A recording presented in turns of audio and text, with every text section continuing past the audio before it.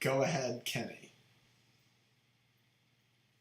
Welcome to episode 26 of the Take Two podcast, where we must not fear. Fear is the mind killer. Fear is the little death that brings a total obliteration. We shall face our fears. We will permit them to pass through us and over us. And when it has gone past, we will turn the inner eye and see its path. Where the fear has gone, there will be nothing. Only we will remain. We're talking Dune, folks. Let's go. Do you like that?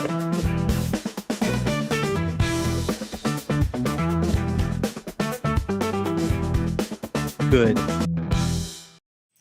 All right, we are here with the Take Two podcast, episode 26. We are doing Dune and Dune 2 movie reviews in honor of Kenny's birthday. It was Kenny, when was your birthday exactly? My birthday was 2 weeks ago. It was 2 weeks ago. Congratulations. Yeah. You made it. Yeah. Thank you. Another lap around the sun. Yeah. Just to think that in, 10,191 years plus another 14,000 years, we would have been sitting and having this conversation over spiced coffee in the district of Arrakis is just really, really exciting. So today we're talking about. Yeah. Oh, go ahead. In case you guys before we didn't continue notice, though, in case you guys for didn't my notice, birthday. What? Oh, yeah, go ahead. Go ahead. I was gonna say, for my birthday, do not forget to like and subscribe. Join us on Discord. Send an email to take2filmpod@gmail.com. We're here to hang out. We are Come trying join to us. Come grow join the fun. the channel to 500 subscribers. Kenny was busy. So it took us 2 weeks to get this stream out, but we're the worst at self-promoting. But great job, Kenny. Please sub. Please like this stream if you're watching the stream. We need your help. So that would be great. Glide Phoenix in the chat. Welcome, Glide. He says, I saw the first Glide. Dune when it came out. I don't remember it, so maybe it's not good. Could also be due to memory loss. Yeah, in case you guys didn't know or pick up on a lot of Kenny's nerd stuff, he was coming in there. Kenny's a huge Dune fan. So Huge Dune fan. Yeah, so now I want to say this. I'm probably from Glide's perspective. I almost rewatched the Dunes, but I couldn't get access to HBO. It was a whole thing.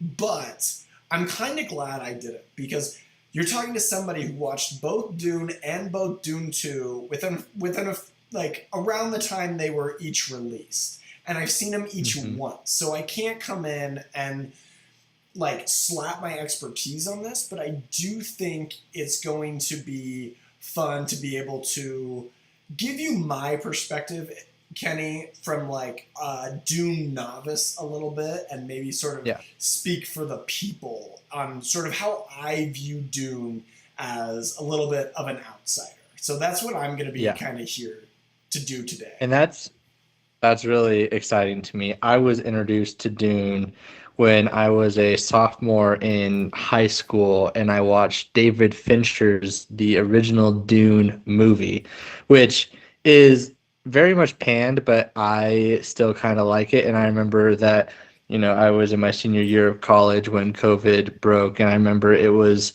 March and I couldn't do anything. And so I remember booting up the old PS3, playing Skyrim, and I was like, you know what? I'm going to start the audiobook of Frank Herbert's Dune.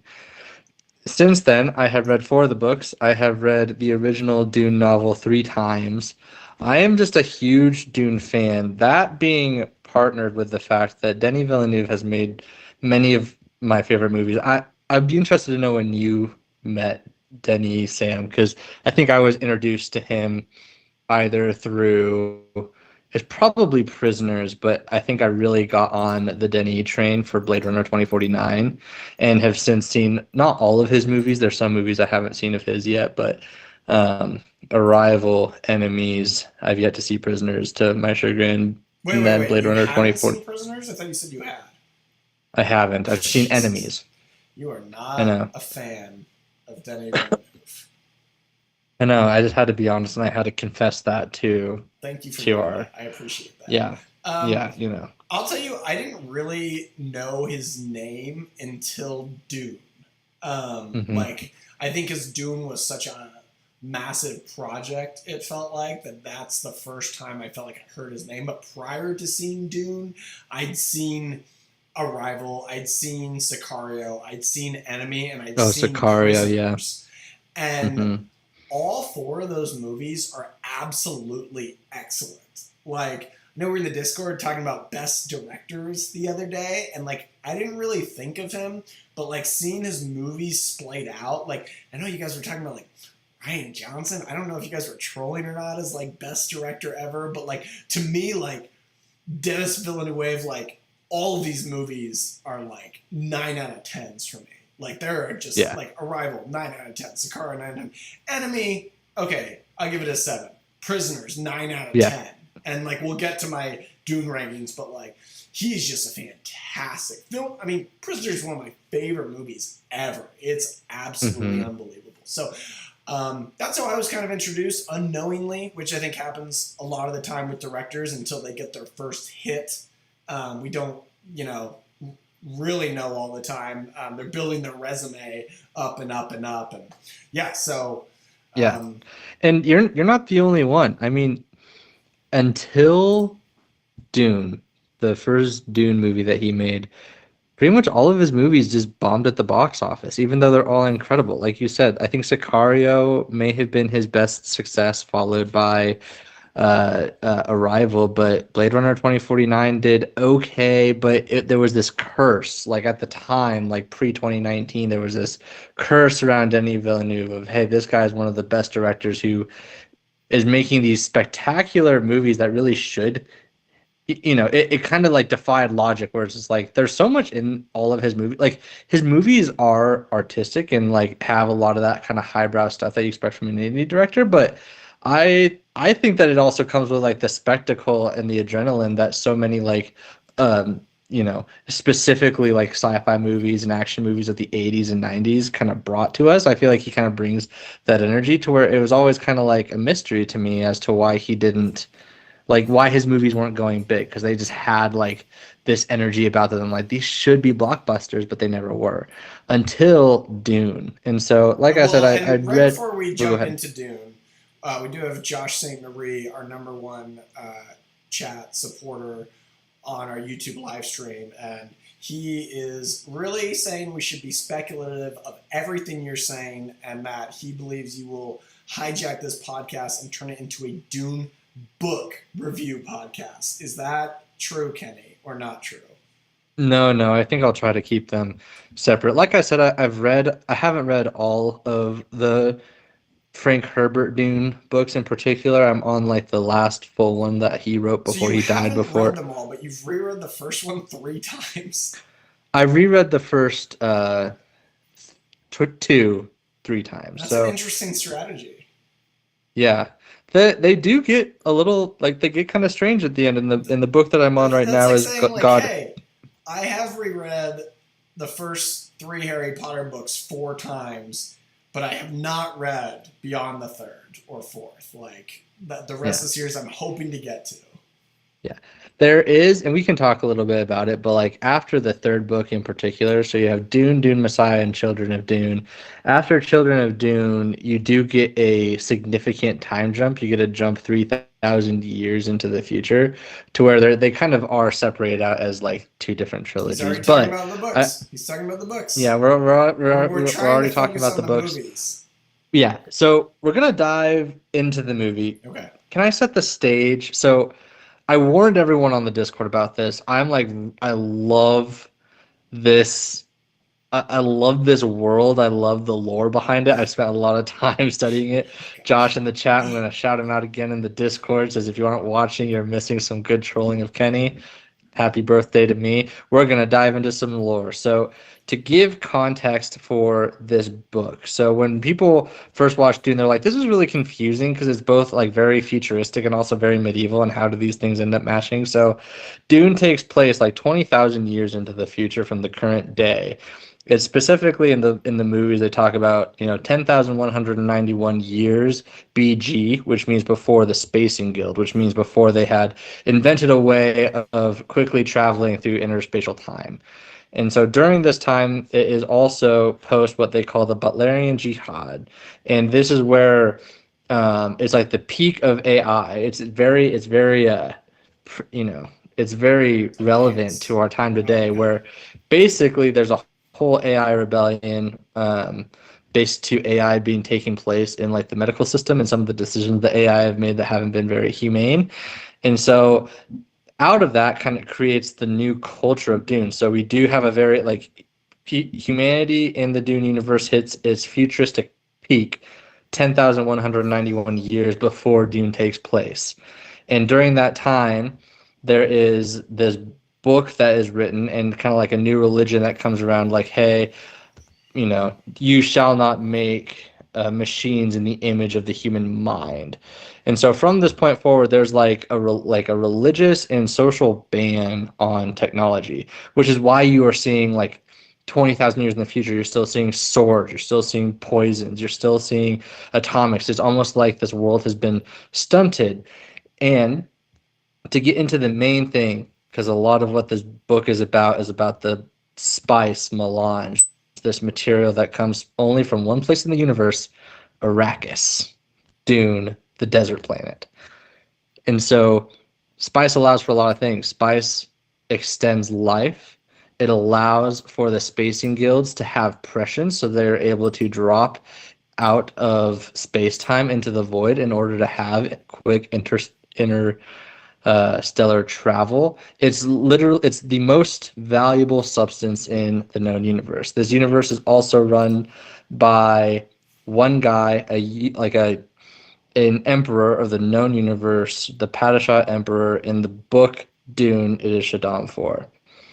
And so that is like the world that we're entering into. It's very far into the future, and we meet this kid, Paul.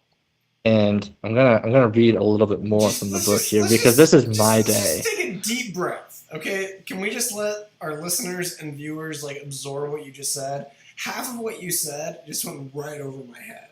That's like Yeah, how, and let me just explain that like that is how Dune feels. I think to the common man like for myself. sure. Like I'm Yes. watching this movie, and like to the director's credit, he doesn't like dumb it down. They just jump right into it and they're speaking about Yeah. everything, kind of like Game of Thrones style, where it's like they're talking about places and people we have no idea who they are, Right. but we're supposed to pick up on it by the time we meet them and their importance and these planets and the economy and the politics.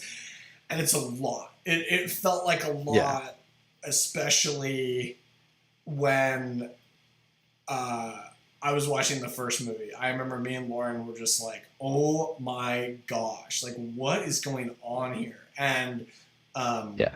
so it was a lot. And even what you just For sure. said was a lot. And I think, Right. and I'll say this before you continue on. I think this is both a pro and a con for Dune. I think it's probably the most. It's like the coolest adult sci-fi universe, like that's directed by a great director with amazing cinematography that takes it seriously.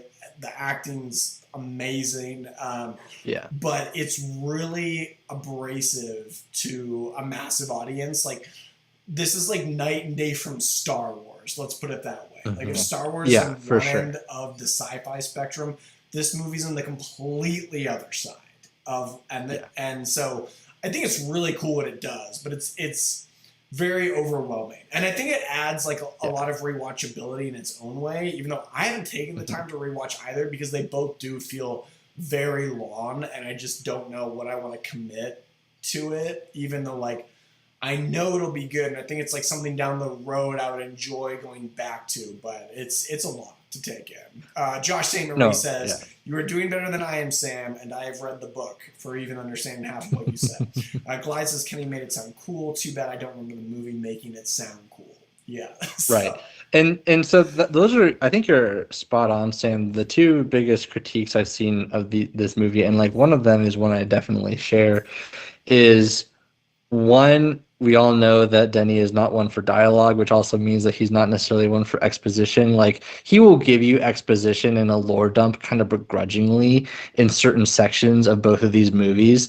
That he'll be like, okay, fine, for like the people out here who care about this stuff. He's just not really, that's just not really him. He's not really interested in that. He just kind of wants you to like be in the universe. And so I think that's a totally legitimate critique. And it's also kind of like fun. And this is true for any time you're in something that's kind of like genre related, it's always great to like I feel in a lot of senses where Star Wars and even some of like the Rings of Power TV show is very pandering to someone like me who has like spent a lot of time studying kind of like these auxiliary just lore. Like, I'm just really interested in lore. I will spend hours upon hours listening to podcasts about these I things, think and I'll especially like the new Star Wars trilogy, and yeah. it's not only just Star Wars, but Disney and just a lot of franchises in general, right? Jurassic World from Universal, like a lot of these Mhm. franchises that have gotten sequels or been rebooted, right? It's kind of how I felt about Spider-Man No Way Home. And I know I'm like in more of a minority with this, but I just feel like it's a lot of like nostalgia porn and pandering and just kind of Yeah.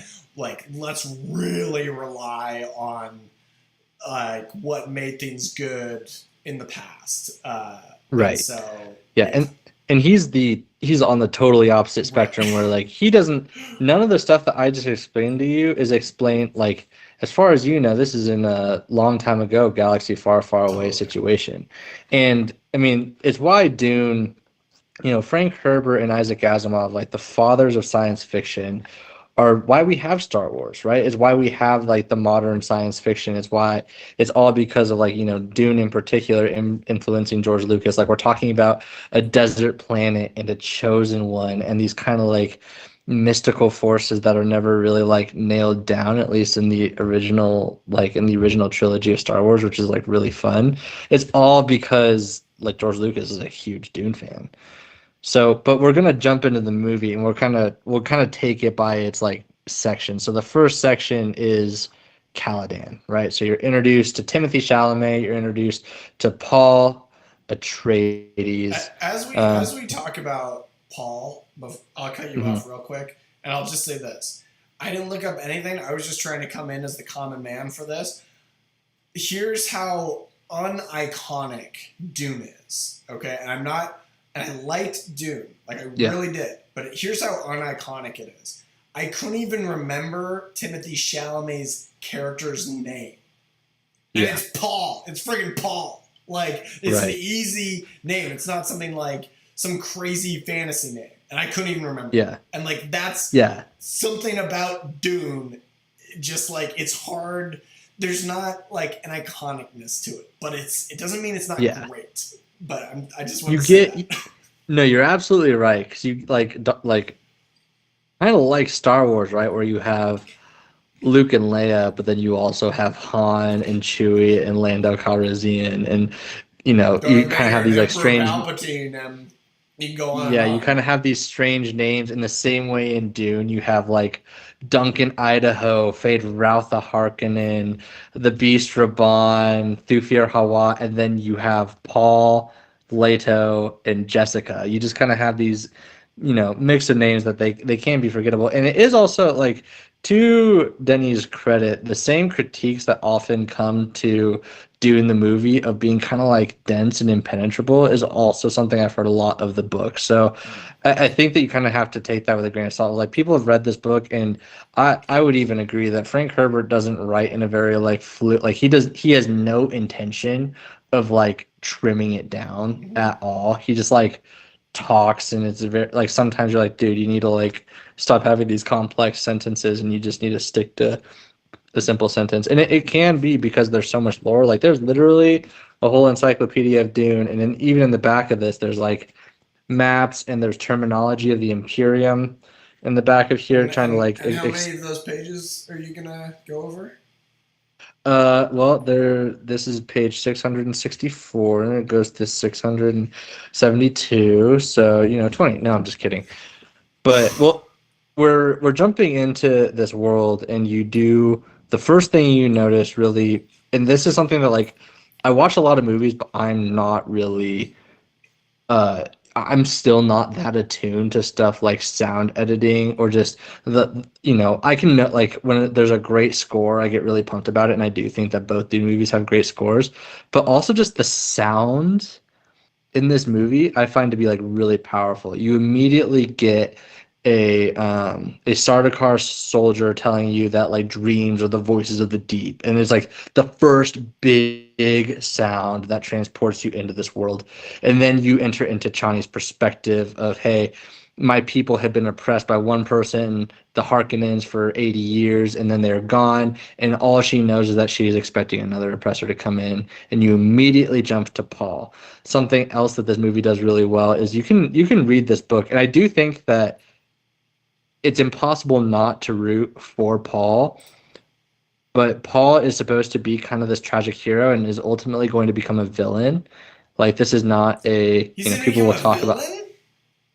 Yes. Spoiler alert! Are you kidding me? Spoil I thought he was the spoiler good alert. guy. Right, you thought he was the white savior. En contraire, Oh, he great. he Thanks for spoiling that for everyone. yeah, this is a story Frank Herbert is really interested in warning people against, because I mean he grew up in the 40s. He saw a Stalin, he saw a Hitler. He was very critical and uh, concerned about charismatic leaders and the wrong kind of charismatic leader. And that's kind of the story he's telling here.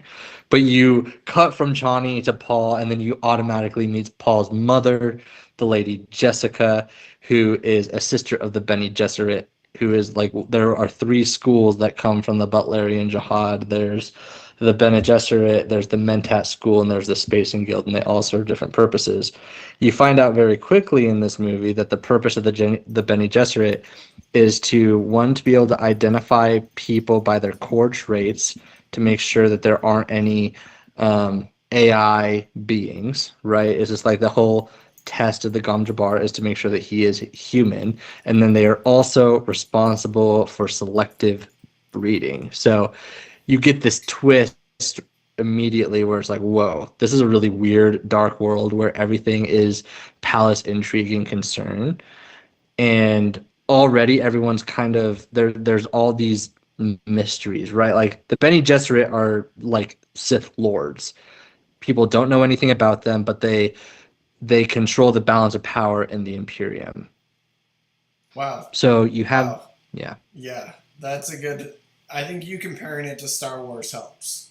I think when you say they're like yeah, Sith Lords, that helps me, a commoner, out. I just remember they were kind of freaky in the movie. They yeah, were a little spooky. They did a good job of like making them a little yeah. scary. Yeah, they're definitely a secret society. And you're also introduced in these first scenes to, and I'll kind of like start skipping through some of these as we That'd be get a great. little up to speed. That'd be great. But you have a conversation with Paul and his dad where Paul is like, hey, I don't really want to take on this yoke of leadership once he passes it on. His dad, played by Oscar Oscar Isaac. Isaac, who does an incredible job in this movie. Also in Star Like Wars. I also in Star Wars, I think Oscar Isaac is like probably the best actor, maybe except for Benicio del Toro in this whole movie. I think he does a really good Oh, job. okay. But he kind of tells Paul like, "Hey, we are being handed Arrakis, but we understand that this is not. It's veiled as, hey, this is a reward to you. Here's Arrakis, but Leto and his lieutenants recognize right away of like, no, this is the Emperor trying to like Leto's this up and coming guy in this thing called the Landsrat, which is like the Imperial Congress, is like this house of lords that kind of rule alongside the Emperor, and he's a rising star in it. And the Emperor is concerned and is trying to protect his power, and so he sends Leto to Arrakis, and like Star Wars, everyone recognizes that it's a trap. So they Wow. go to Arrakis, understanding that this is going to be a trap, hoping to have a plan within a plan where, okay, they like the Emperor is sending us to Arrakis to die, but our plan is to cultivate desert power, is to cultivate the Fremen, who people think that there's not a lot of them.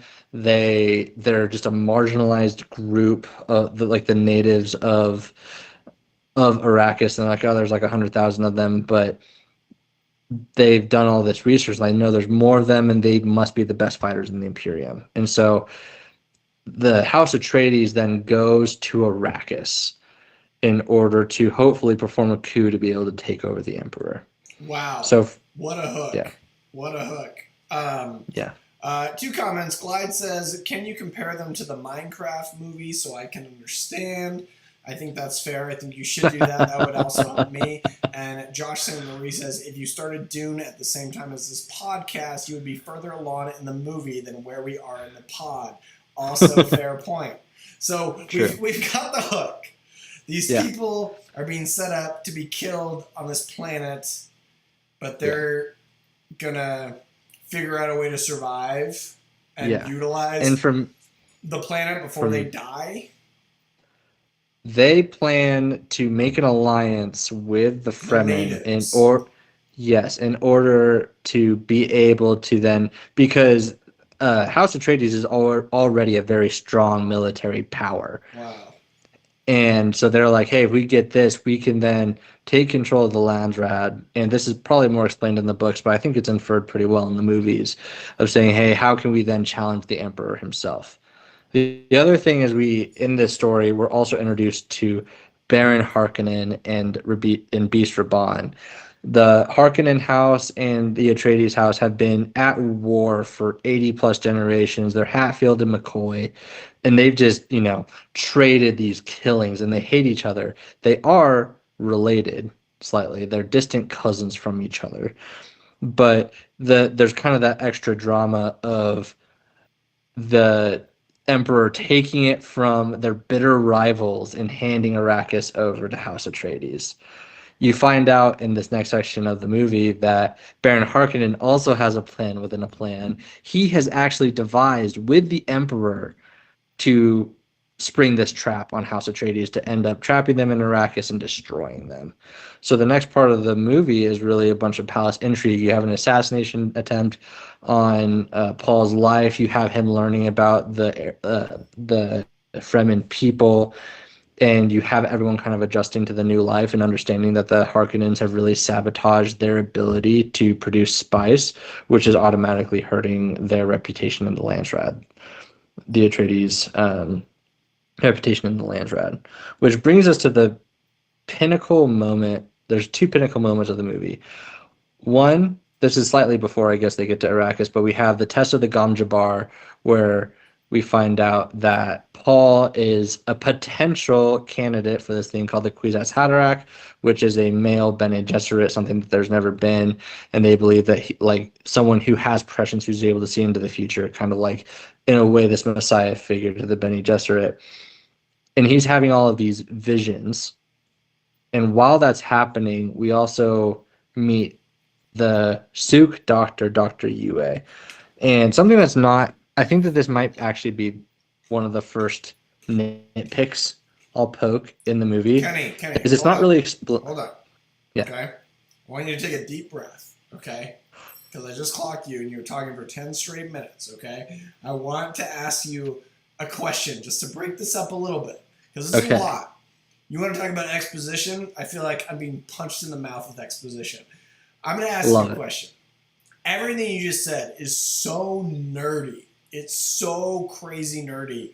It sounds kind of cool, but it's also so nerdy. I'm going to ask you this. How is it that The Lord of the Rings is also extremely nerdy, but somehow very relatable and very successful and easier for people to understand, almost, I would say, than compared to Dune? Quick Yeah, I question think to interject no, here. it's a good question because I mean, the Lord of the Rings. I had to debate within myself whether I wanted to talk about the Lord of the Rings trilogy or talk about these two movies, and I actually found talking about these two movies to be a little bit more like easier to do because I had less to say, You which had less to tells say you with these movies. I did. So Wow. I don't think I know anyone would have bet that. I have spent a ton, like I have read so much. I've read The Hobbit, I've read Lord of the Rings, I've read The Silmarillion, and I've also read quite a few of like the tangential books written by J.R.R. Tolkien's son Christopher Tolkien of him like gathering his father's notes. But I think the reason why is I think people love I think that it's because of the way that Peter Jackson made those movies versus the way that Denis is making these movies, where Peter Jackson does cut out a lot of this like fluff and lore, but like leaves the world behind in a way that is really fun to live in, but is also very palatable. I mean, Josh is in the chat and he'll be the first to tell you that he is actually not a fan of the Lord of the Rings movies. Plenty of people feel very similarly about the Lord of the Rings movies to Dune, where they're like, oh my gosh, these are so long, these are so palatable. All it is people walking half the time and exploring all these different places. I love the Lord of the Um, Rings movies. I 10 love out Lord of of the Rings 10. too. Yeah, every one of them. I could watch them Yeah. a million times.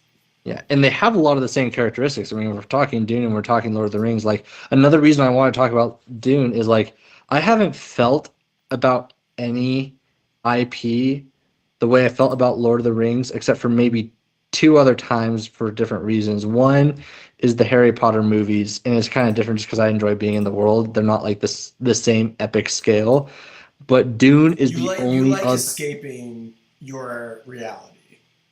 Yeah, I do. I love it. You So. hate your day to day life. No, I'm no. just I joking. just I'm love just diving joking. into these worlds. Real quick. Glide says, "What is the thing they wear in their nose?" He'd like to Yes. know. And Josh says, "Non-zero chance he answers that question naturally." Glide, we are getting a word for word reading of the script, so that's a tough one. Yeah. Kenny, quick, what's your answer? What's the thing in their nose?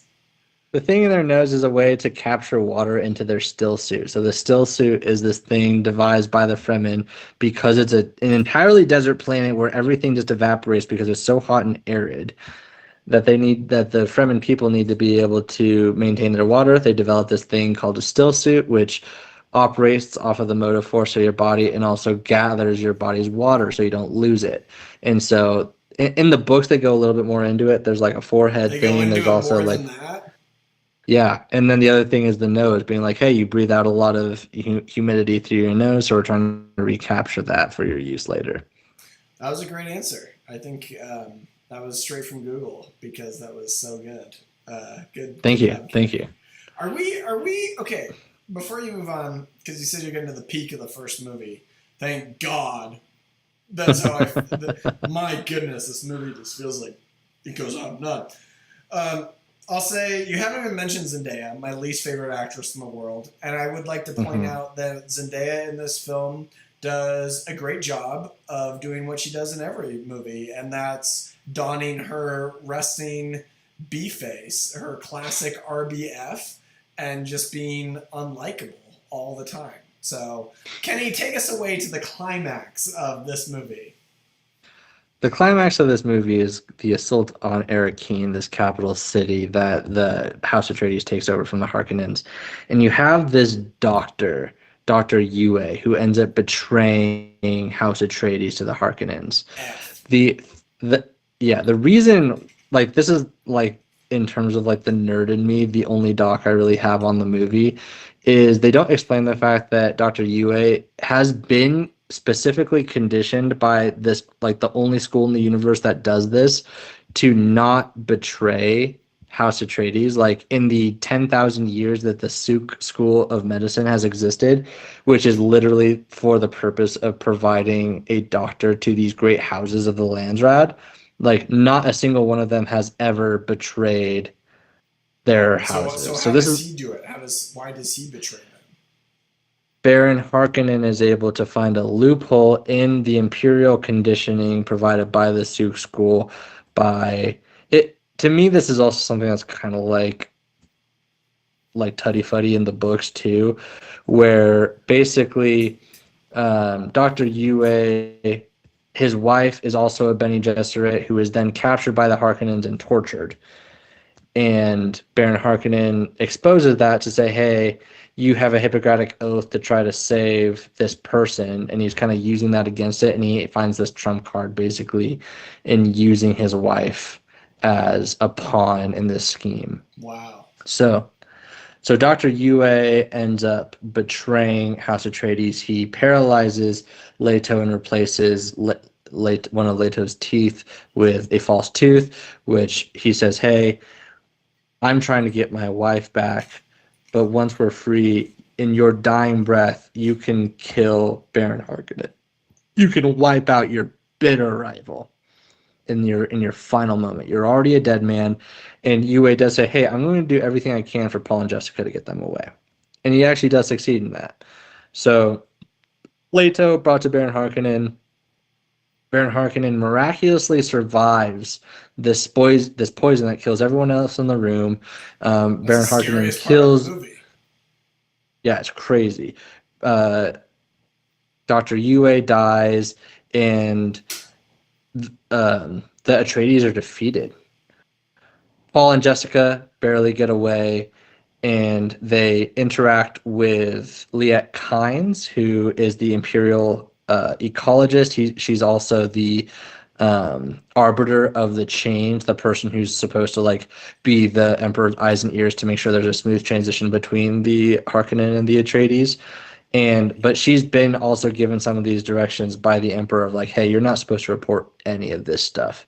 So again, the Emperor is in cahoots with Baron Harkonnen. He provides his Sardaukar soldiers to help take over Arrakeen, but Liet Kynes ends up, really respecting Paul and Jessica, helps them out, and along the way, these different people who are really close to Paul get killed.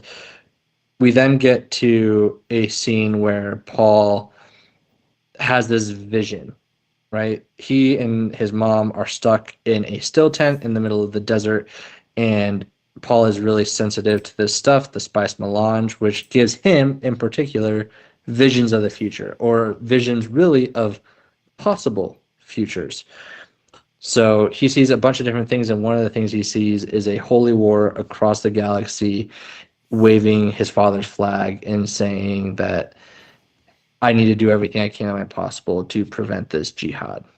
So Paul has this ability given to him by spies called prescience, which does not allow him to see the future, but allows him to see glimpses of possible futures. So in this movie, you get these like really dark images of like bodies burning and people like being burnt to a crisp through it, like atomic radiation.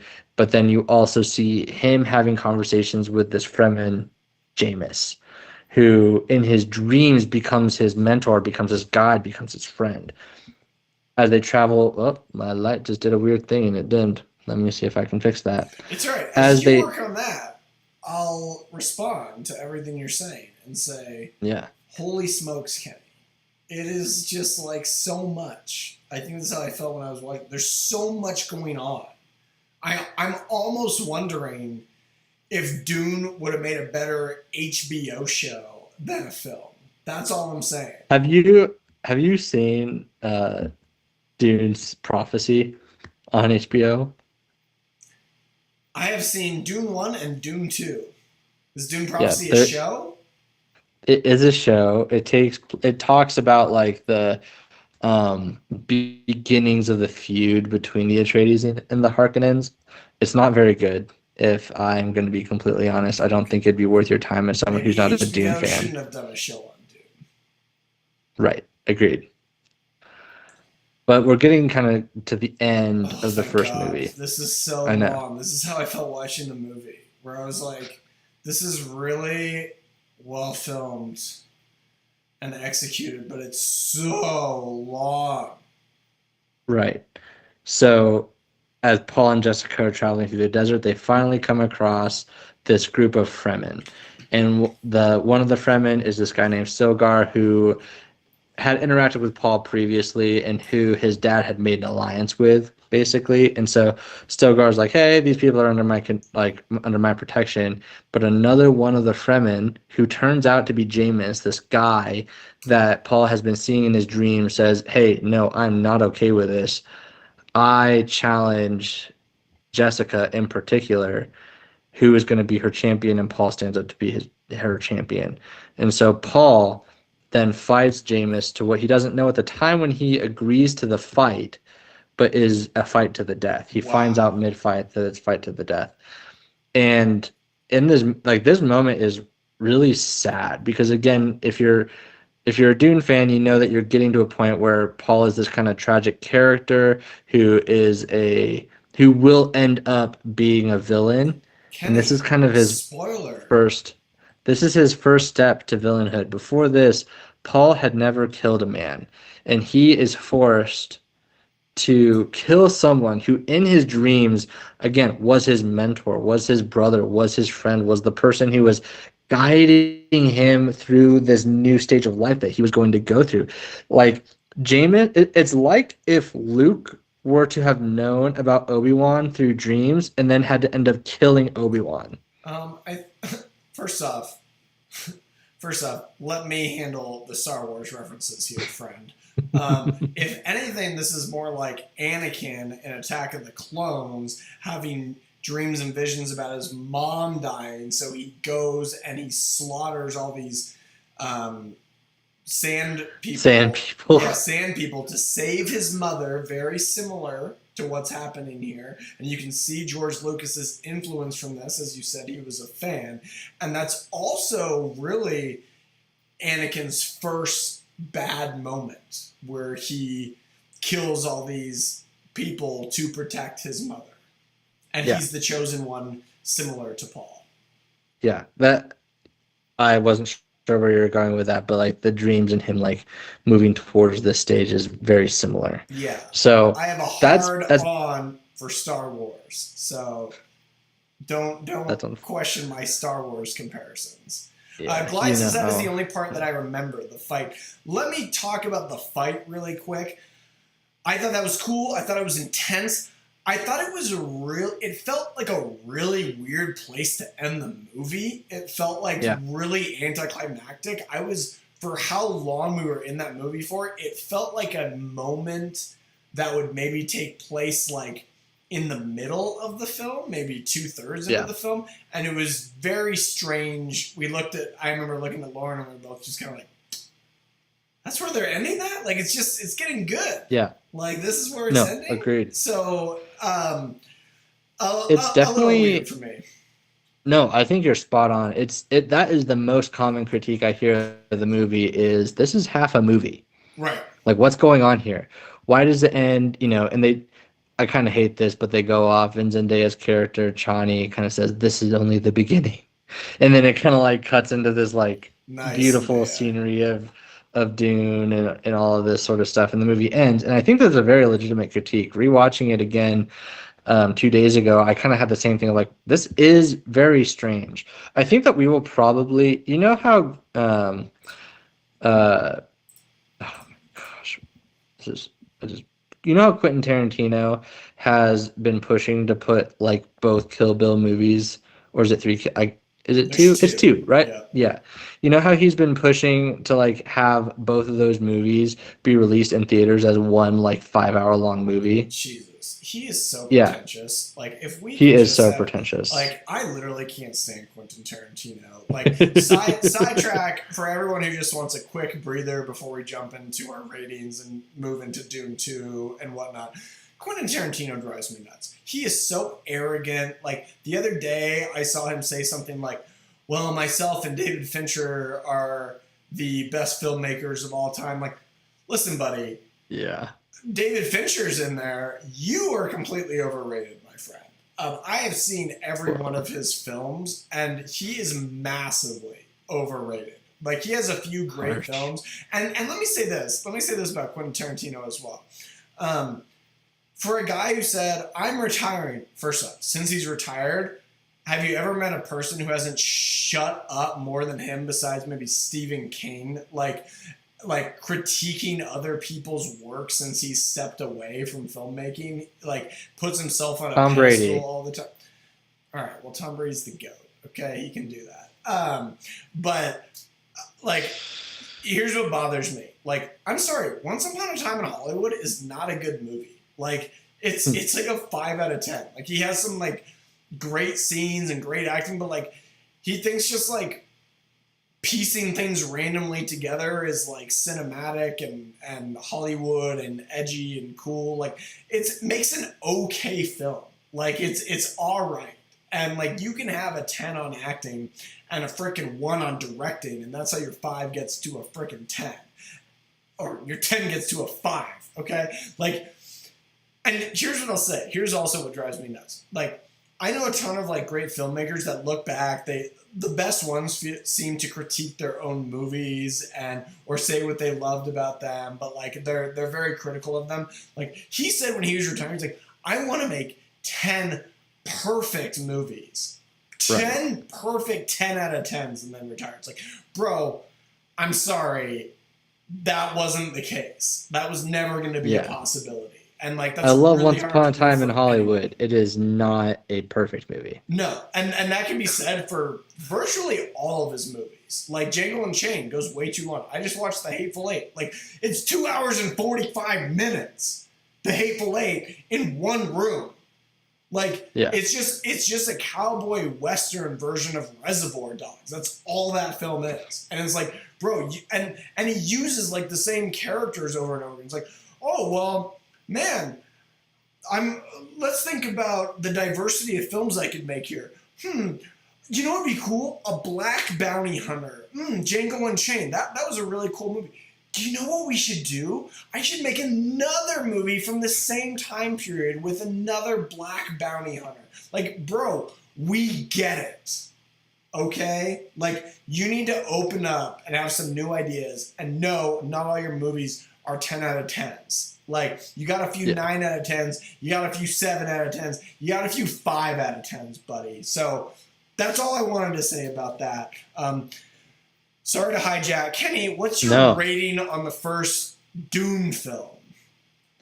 it's a 9 out of 10. It's truly, it captured that like inner child within me that again hadn't been captured in the same way since I watched Lord of the Rings for the first time at like a really young age. This movie captured that for me. The sound in the movie, the I mean, just technically, right? We talked about it. Like the soundtrack is incredible. The sound editing is incredible. Like all the below the lines, like costume design, incredible. Cinematography, just out of this world. Directing is great. There's certain like parts of the acting that I can also kind of like. I think the acting is really great, but sometimes it is very melodramatic. I do think that's intentional, but sometimes that just doesn't work for me personally. Like, but the cast itself is just like, whoa, this is so awesome. This world feels so lived in. Awesome to me.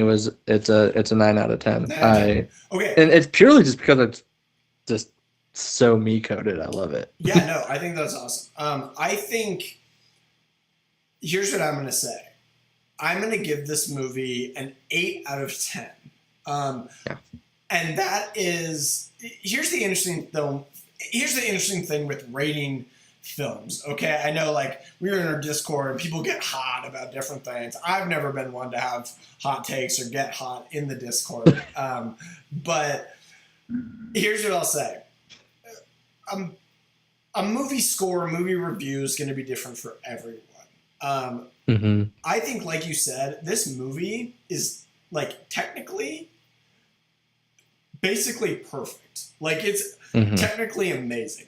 I'm gonna give it like 3. My 3 knocks would be 1, Zendaya, RBF, get her out of this thing.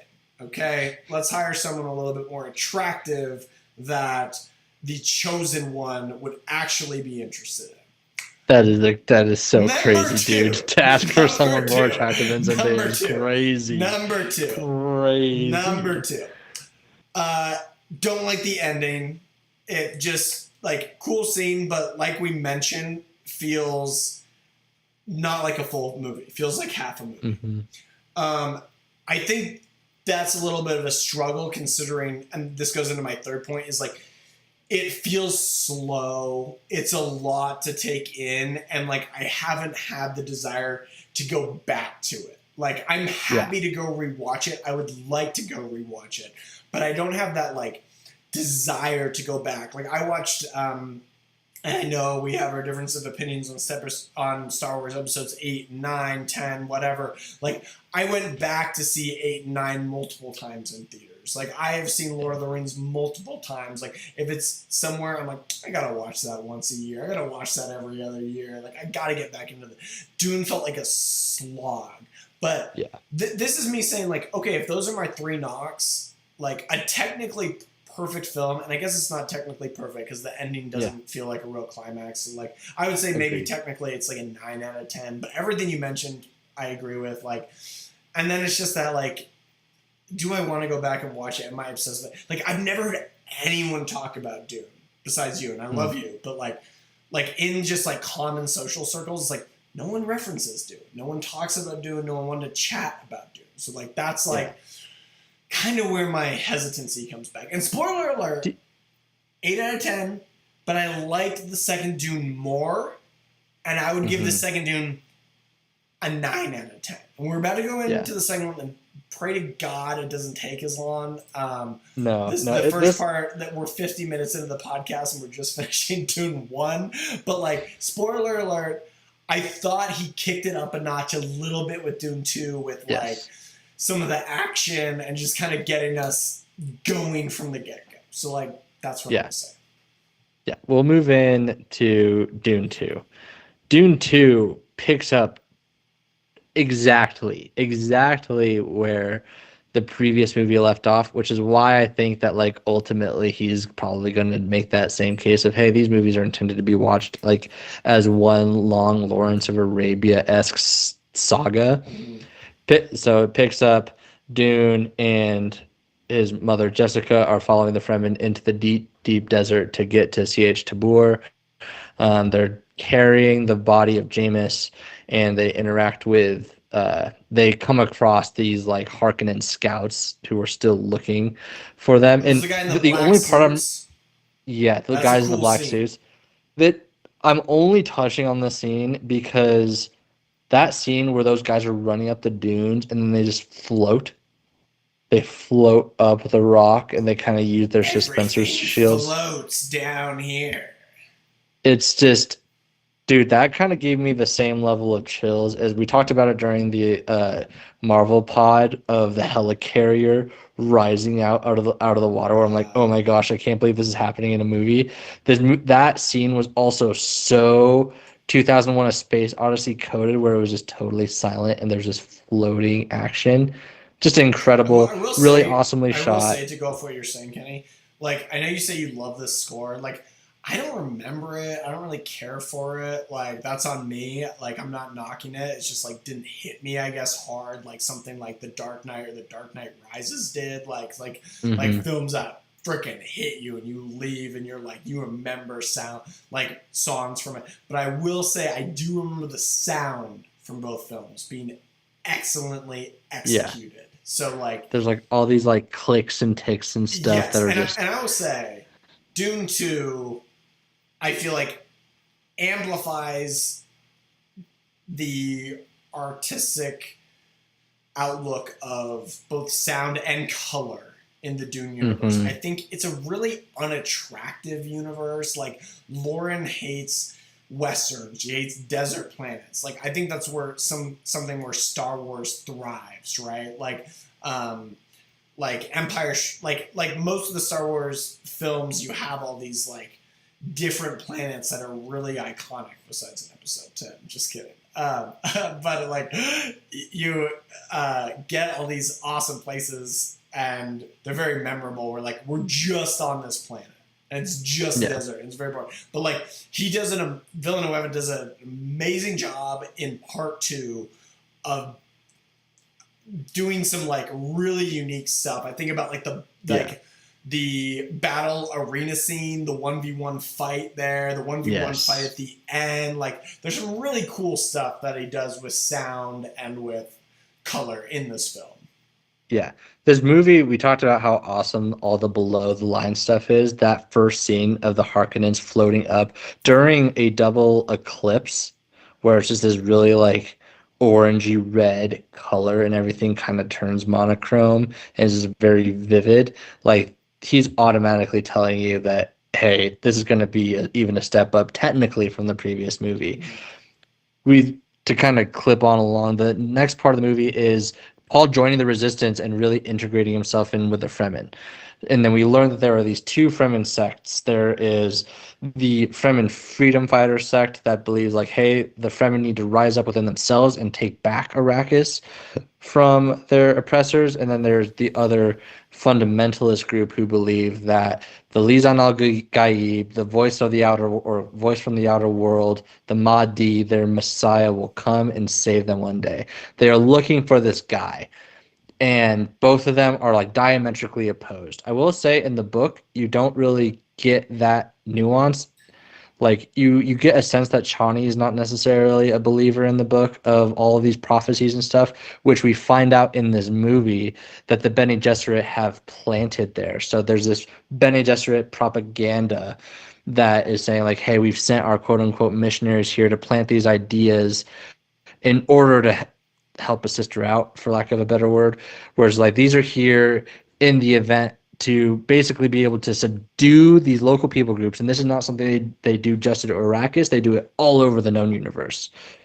And you kind of are fighting these things. And Paul fights these things because Paul is having these visions. He's seeing this very incredibly dark future of him committing genocide, everyone he knows dying, just like these wars upon wars, this jihad that spans the entire universe. He is just deeply, deeply afraid of it. And he finds himself in this weird position where some of the people think that he is the Lisan al Gaib, that he is the voice of the outer world, that he is their Mahdi. And he's He like, no, I'm is. not. He is. He's the chosen one. Yeah, he's the chosen one. And then this other group who kind of hate him because they're like, oh, this everyone's gonna think this guy's the Lisan al Gaib. And so through that, he's kind of integrating himself with the Fremen. Jessica is also integrating herself in a much more nefarious way, where she's going about it through the Bene Gesserit tactics of like mysticism and fear, where she's like, I'm going to make a way for Paul to embody this like Messiah character to these people so these people will follow him relentlessly. She does so by becoming a reverend mother, which means she drinks the water of life, which is this elixir that comes from like a baby sandworm who has been drowned in water. Sandworms cannot survive in water at all. Like, and we find out later in this movie that sandworms are actually like a byproduct of sandworms is the spice melange, is the thing that is the most valuable substance in the universe. Again, it prolongs longevity. It is why interstellar travel is possible, is because of the spice. Without the spice, the entire Imperium would just collapse. And so she drinks the water of life, this like concentrated elixir that is a poison. And because of her Bene Gesserit training, she is able to manipulate the molecular compound of this poison to basically nullify it. And basically the water of life does kind of give her these mystical powers of being able to, she now holds the memories of every single woman in her bloodline that had come before her. Wow. So that's the purpose of the Reverend Mothers. They are able to see behind the prophecy of the Kwisatz Haderach, which is like the Bene Gesserit Messiah, is this man who will become a Reverend Mother, but will be able to see into the future, to see into where the Bene Gesserit cannot see. So she drinks the water of life. She becomes this rogue Reverend Mother in order to then influence the people to join Paul's side. So she's kind of going about her propagandist ways while Paul is becoming a freedom fighter. He takes on a name. He's like destroying all these Harkonnen operations. At the time, Raban is ruling Arrakis, and Paul is just totally screwing his days up. Everything is going so poorly that we'll get to the next scene. We'll get to actually like the climax of, hey, Paul is now one of us, is the Paul rides his first sandworm. Do you Yeah, remember this I scene? do remember this scene. It was very cool. This scene is so crazy powerful where there's like Everything in this this movie felt more cool than the first movie. And agreed. I'll say this: I didn't look up anything coming into this because I wanted you to like be the expert. But like, my fear almost for the franchise was like the first movie was so daunting to people that like I don't know how many people would go back and see the second, or maybe it's just like I don't know if it did better than the first. I don't know what happened, but like I I'm think it like, did. but I would hope that enough like more people did watch the second because I felt like it had more cool moments than the first film. Yeah. And this scene is just like it's chills. The soundtrack is rising. You get this huge rumbling from this huge sandworm as Paul is trying to ride it. Like I was listening to it in my movie room downstairs and I just had my, 5.1 surround sound just absolutely blaring during the scene. And he finally like gets his hooks into the right position and he's like officially riding this sandworm and the score climaxes and there's this huge awesome cinematic moment that just blows my mind. He then gets to take on a secret name, a secret feminine. He chooses Usul, the base of the pillar.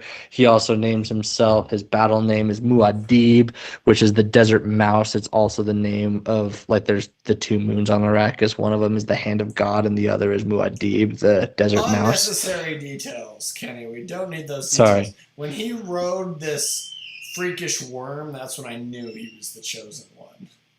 Yeah, and a lot of people. I mean, Stilgar is really funny in this movie because he's like, as it is written, as he's just like everything to Stilgar is meant to be this like confirmation bias thing. That's Right. quite funny.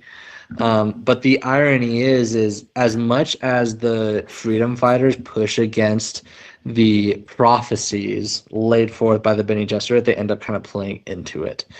Paul starts seeing these visions about not going south. Like if he goes south, if he goes to the quote unquote uninhabited part of Arrakis, then the jihad will begin. And so he's trying to avoid that. He's not going south. There's this resistance. The movie then cuts to we also are introduced to this movie to Princess Irulan, Florence Pugh's character, who is in the books. Like she's kind of plays Muad'Dib's biographer, basically. She's just like writing about Paul and all these things, and like every single chapter starts with an excerpt from like Manual of Muad'Dib or excerpt about or like a children's history of Muad'Dib. She's like writing all these books about Paul, the historical figure. Um, and we cut to her and they're saying, hey, like Paul might be alive. It's like, oh, but what if Paul's the Kwisatz Haderach, this person who has been genetically bred over time to be like this perfect human? And the Reverend Mother Gaius Helen Mohayim says, well, we have multiple prospects. And then we cut to another incredible scene. We cut to Gady Prime, the Harkonnen homeworld, where it is Feyd-Rautha's Vladimir Harkonnen's second nephew. It is his birthday, and for his birthday, he is having gladiatorial games. It is the festival of the Black Sun, I think they call it, and you can tell the world has color when they're under these artificial lights. But then, as they all walk out into the sun, everything turns black and white. As Feyd-Rautha, this really like he's feral. He's feral. He's ruthless. He's psychotic. He's demented in every single way. He is just this absolute creature of debauchery that Vladimir Harkonnen has made him to be. And he walks out into the arena, this gladiatorial game, and everything turns black and white. And it's just absolutely stunning. I was watching it. It's a stellar scene. It's one of the memorable scenes from the film. And this character is played by Austin Butler, who does an amazing job like with that character. He does a fantastic job. Yeah. So yeah, this guy goes on to fight a few people, kills a few people. Yes.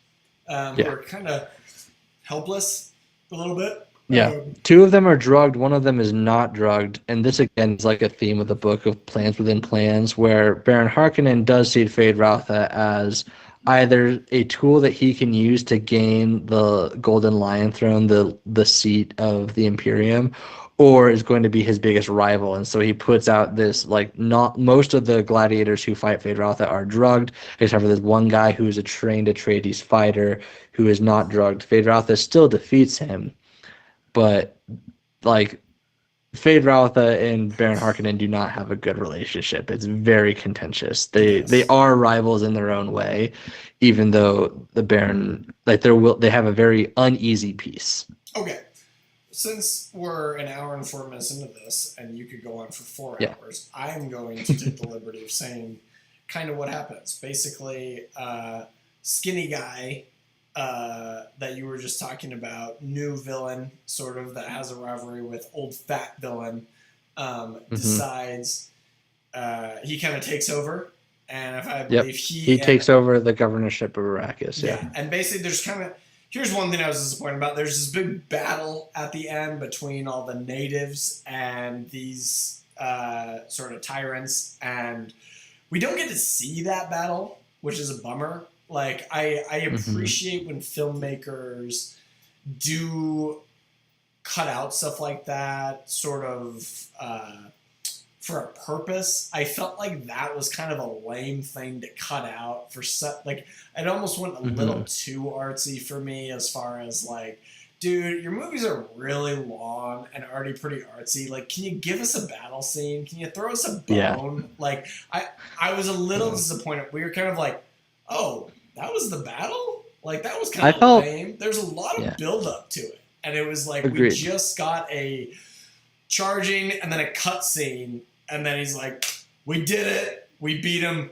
Audience, I know you didn't see it, trust me, we won. And it was Yeah. sick. You should have been there. You should have seen the battle scene. It was I epic. It feel was slightly everything we've been similarly building about up the to. Yeah, I feel slightly similar about the battle in the first movie too, where it's just like I just don't think that Denny, like I don't necessarily think his skill is in like large scale battles, which is a bit of a shame. And I felt the same way. Where I was like, I feel kind of gypped about not getting more of this. It felt a Um, little gypped. So then yeah, though, it's not all over. Then Paul battles skinny new villain in this film. yeah, he fights Austin Butler, And it's a great fight. Feyd-Rautha. And I won't say who wins, but it's a great fight. It's really epic. It's really awesome. And Yeah, that's really sort of the ending climax of the film. Is we get a winner no, there. Okay, sorry. Go ahead, Kevin. it is not the climax of the film. The climax of the film then comes after. I mean, if people are watching this episode, they've seen the movie. Paul kills Feyd-Rautha. He says, good fight, Harkonnen, or whatever, or good fight, Atreides. At this point, Paul has also drinking the water of life, and he has also taken on the full, disguise of the Lisan al Gaib, and he and Chani's relationship is kind of fracturing, even though it had turned romantic over like the 3 years that had the movie had taken place, and Paul has also killed Vladimir Harkonnen. Paul finds out himself that Jessica is the daughter of Baron Harkonnen. But the climax of the movie is Paul says, I am going to take the Golden Lion Throne, seed like the Padishar Emperor played by, oh dude, how am I blanking on this guy? This is so embarrassing. Um, what's the guy's name? More cowbell. I don't know, Um, nerd. Shoot, that's really embarrassing. Wow, not a Dune fan. Clearly not a Dune fan. I I will know. say what you're describing is sort of the falling action resolution of the film, Oh, right? sorry. Falling action resolution of The the movie. climax is like our protagonist and our antagonist sparring to the death. Yes. Yes. But I think that it's also the point where Paul kind of goes full villain, where he says, "Hey, I'm going to take over the emperorship, and I'm actually going to marry your daughter, Florence Pugh, Princess Irulan." And this was like the straw that broke the camel's back. Chani then like flees out into the desert. The last scene we get is Chani calling a sandworm to kind of run away Okay, but from like, can we just Arrakis. see it from Paul's perspective? Like, who are you picking? Florence Oh Pugh or my Zendaya? gosh. That's just like an easy decision. Like a blind person could make that decision. That's so crazy, dude. That's just so crazy. I mean that they're both beautiful, but just like that's crazy. Well, okay, yeah, you Um, have to say that, but like, okay, they're both beautiful, wink, wink, but like we know who we choose. You're so mean. You're so mean. What did you that? But that's kind of the end, and then the movie talks like it's the beginning of the jihad. So all of Paul's worst fears have been realized, and he is now leading these religious fanatical Fremen who believe that he is their Messiah into the known universe to basically conquer it He by is the force. Messiah, Kenny. Also, Glide says Elvis versus Willy Wonka. I'm in. That's a great shout right there. Calling Wow, Timothy great Chalamet, shout, Willy Glide. Wonka, and Austin Butler as Elvis. So that's a good shout.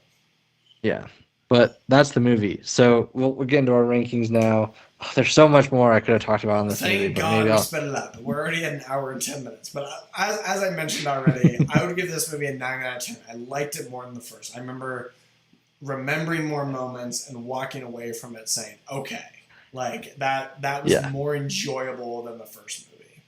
yeah. This movie to me is a 10 out of 10. There are Wow. people in the chat who will mock me for this, but I Mock have him. Letterboxd, and this movie literally made me reassess every single movie I'd ever reviewed on Letterboxd. And I was What? like, okay, if this movie is the 10 out of 10, and I'm going back and looking at all these other movies, because you know me, I'm someone who I just like movies. Yeah, Like you a bad you score you for were me is like like you could 6. dog on a movie for 30 minutes and then be like 7 out of 10.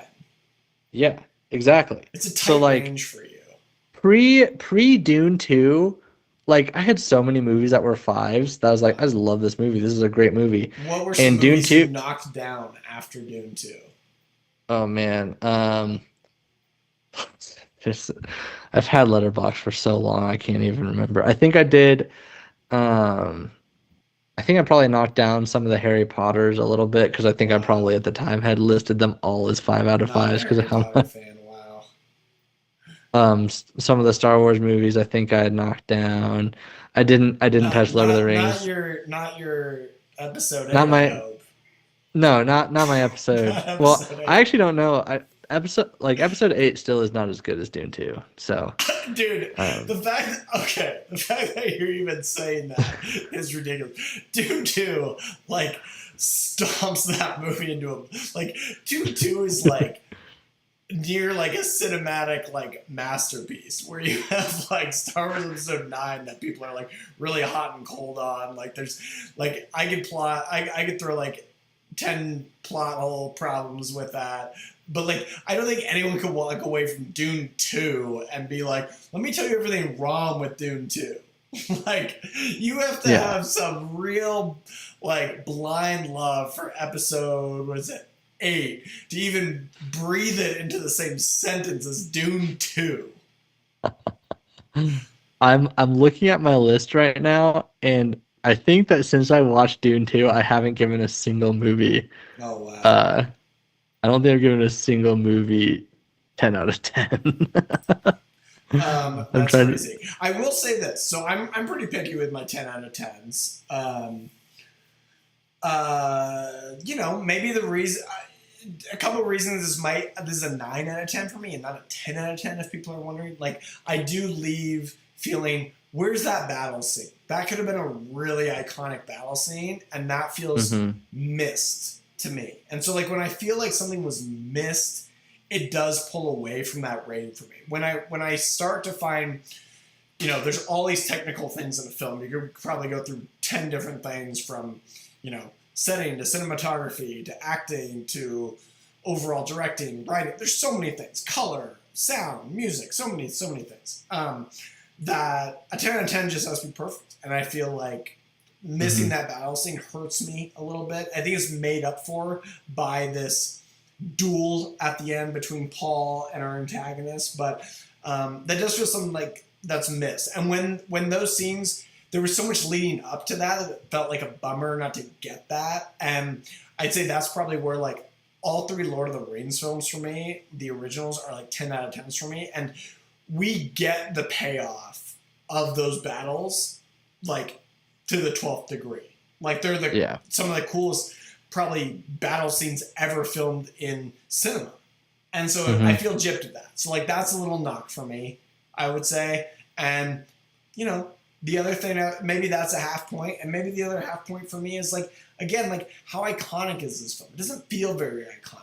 Like I couldn't remember characters' names. I couldn't remember so much of what happened. Like you did such a great job of repeating it verbatim, word for word. But I do remember like scenes more so than the first. Like there's some memorable scenes from the first two. Like that's why it's a 9 out of 10 for me. So and like Yeah. that's me knocking this film almost like it's really a fantastic film. And I think the cool thing about this film, and I really believe this, compare the Dune films to the Star Wars sequels, is because I think they're the two most recent relevant sci-fi franchises. Those movies, I don't feel many people want to go back and rewatch. I think we went back and rewatched episode 7 to try and decide if it was good. We did the same thing with episode 8, and by episode 9, we were all done. Okay? And we were like, this thing turned into a mess. Like, it just didn't work out. Like, whatever Disney had planned, it was kind of a mess. And like, I just don't see a lot of longevity going back to it. I think people are overall going to return to the original trilogy, which I think like have 3 of the top 4 films in the series. Okay, great. I think Dune is going to cement itself over time. And wow, the blessing of a consistent director taking on the franchise, right? True. Like a Peter Jackson. Like I think we all would have killed for a J.J. Abrams to do all 3 films, or heck, even if Rian Johnson maybe it started at the beginning and he could have spread out his. Ooh, I always have to do the thing that's unexpected all the time. Like, could we spread that out over 3 films because that can work out? Instead, we got some jarringness between these 2 directors that clearly sort of disdained each other and viewed the Star Wars universe differently. I think the Dune universe is going to have some beautiful longevity cemented in to the history of cinema, and it's going to bring me back, hopefully, over time to become more of a fan, and hopefully it will grow on me more so over time to where I can remember the names and to where these things can become more iconic over time. Yeah, I think that's very legit. I do actually think that you're probably in the majority. I think it's one of the reasons I chose these movies, because it's like, man, like this is going to be like the only time probably that we get to talk about these movies on the pod, because you're right, it doesn't have Dune like movie comes out. until Dune Messiah comes out in 2020. It's not even 2026, it's 2027, which is just, we live in such a terrible world where these things take so long, like take 5 years to make these movies. Yeah, hashtag can we talk about Stranger Things? Like Stranger Things just up its own butt. I quit after season 3. I've heard season 4 is good, but I'm like, they're like, you see on social media, and the freaking Duffer Brothers, God, whoever gave them a platform, like every 5 seconds get to talk about like how emotionally attached that. Guys, it's taking you 15 freaking years. Like, figure it out. Like, it shouldn't take that long. It's not that. Millie Bobby Brown is now married and has adopted a child. Blessings to her. Like, it took too long. Yeah, no, I'm with. I also dropped out of season 3. But any final thoughts? I think I just gave it on Dune 9 out of 10. Props to you for a 10 out of 10. Like I said, some things just knock for me, right? Like Silver Linings Playbook for me, totally different genre. Like that's a 10 out of 10 for me. But there's a scene where like there's some problems with the setting and things are changing, and I notice and it's too obvious. I had to drop it down to a 9 out of 10. It is what it is. I think if there's any problems, that's a problem. But I appreciate you giving it a 10 out of 10. I did want to, I had on our scene list here, I wanted to give a public apology to Josh in our Discord. I know we got into it pretty hard. Josh was arguing that no film in one category could be a great film. So he was saying like Napoleon Dynamite could be a great movie because it's solely a comedy, even though it's a comedy coming of age. Or like Goodfellas can't be a great movie because it's like just a drama, or like the Bible can't be a great book because it's, just a historical text. So, we got into it a little bit, and I did want to apologize to him publicly for nothing. I will You're not such a apologize troll. to him, and I Such a will troll. never apologize to him, and I will stand up for film everywhere. And there is no greatest film of all time, and you can only rate and critique and love film within their genres, is what I will say. I am judging Forgetting Sarah Marshall completely differently than I'm judging Dune or Dune Part 2. And they can both be excellent 8, 9, 10 out of 10 films within their genre. There is no one, lo and behold, greatest genre. And I won't diminish also people's likes or dislikes to various genres in that degree. So there's my apology. Wow, amazing. Thank you for that. I'm sure that Josh is also just incredibly grateful. Yeah. So Yeah. remember Well, to join the Discord. It's a very friendly, welcoming place for all ideas. And you will not argue with myself or Kenny in there. We're very uplifting. yeah, I never once say any mean things to anyone, especially Glide. Yeah. I only say nice things to Glide Glide will on the Discord. Any final thoughts from you, Kenny, before we wrap up? No, thank you so much for letting me celebrate my birthday by watching these movies, by revisiting this incredible text. Just really grateful. And So we're going thank to you. celebrate my birthday next time by going Yes. over my favorite horror movies, because my birthday is October 30th, the day before Halloween. I've got a strong connection there. I am a Wiccan. Spiritually as well. I am a Wiccan. Yeah. So, just kidding. I'm not. Yeah. But we will. Too late. It's already a soundbite on the internet. Oh no! But yeah. So remember, sub, like, share, and join us for the next episode. And thank you, Glide, and thank you, Josh, for being in here and accepting my apology.